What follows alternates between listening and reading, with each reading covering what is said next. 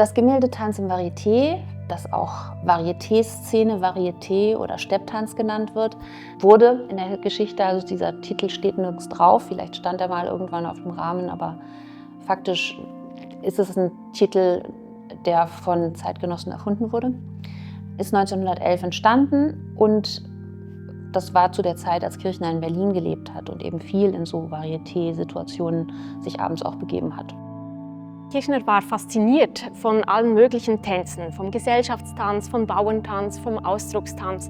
Und das hier ist der Cakewalk. Und der Cakewalk ist ein Tanz, der in den USA entstanden ist, geht auf die Zeit der Sklaverei zurück. Und derjenige, der den Tanz am besten aufgeführt hat, hat dann ein Stück Kuchen erhalten. Und deshalb der Name Cakewalk. Auch in Dresden gab es mehrere solche Tanzevents in Varietés und im Zirkus und aus aller Welt sind Artisten aufgetreten. Kirchner war vor Ort und hat zusammen mit seinen Malerkollegen skizziert, hat versucht, den Moment einzufangen mit schnellen Skizzen. Bei diesem Werk gibt es keine Unterzeichnung, also keine Vorzeichnung auf der Leinwand selbst, sondern er hat direkt auf die Leinwand gemalt. Und diese Bewegung auch des Malstriches, der verkörpert ja auch die Bewegung des Tanzes. Er hat sehr schnell, also flächig und schnell gemalt. Er hat faszinierenderweise auch die weiße Grundierung in den Malprozess mit einbezogen. Und das passt auch zu der Darstellung des Tanzes, weil es alles wie schnell oder in Bewegung war. Das nennt sich auch Malerei alla prima. Im Jahr 1944 war die Kunst von Ernst Ludwig Kirchner in Deutschland verboten zu handeln. Und das Bild wurde in eine Kiste getan und auf einem Bauernhof versteckt.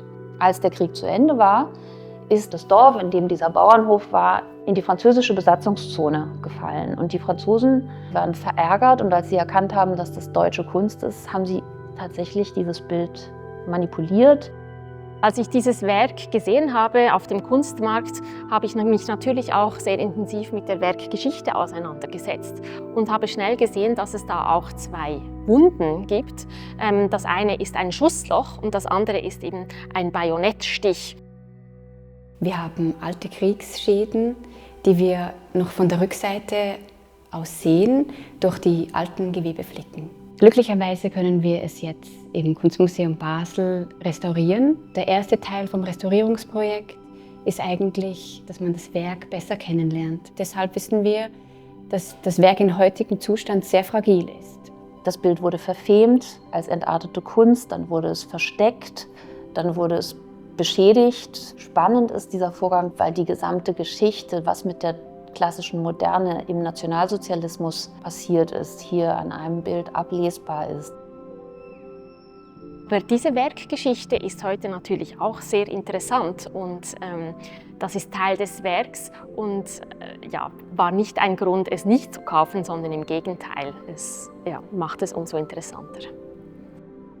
Wir wissen, dass es durch den Transport gerollt worden ist, es von dem Keilerrahmen abgespannt worden und auch sonst sehr faszinierend ist von der Maltechnik her, ist es sehr fragil und der Hauptschaden ist eigentlich die fragile Malschicht, also abblätternde Schollen und aufstehende Schollen zum Beispiel. Wir arbeiten mit verschiedenen Disziplinen zusammen, sei es Kunstgeschichte, Provenienzforschung oder der wissenschaftlichen Fotografie. Und auch hier als breit aufgefächertes Team können wir so die Entscheidung treffen, die bestmögliche Konservierung zu entscheiden.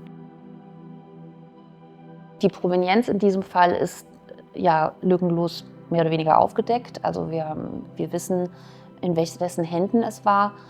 Lustigerweise eben mehrfach hier in Basel angeboten worden. Der damalige Direktor Otto Fischer, gebürtig aus Reutlingen und lange tätig in Stuttgart, kannte die Sammlung natürlich und insofern ist dieser Zusammenhang so zustande gekommen.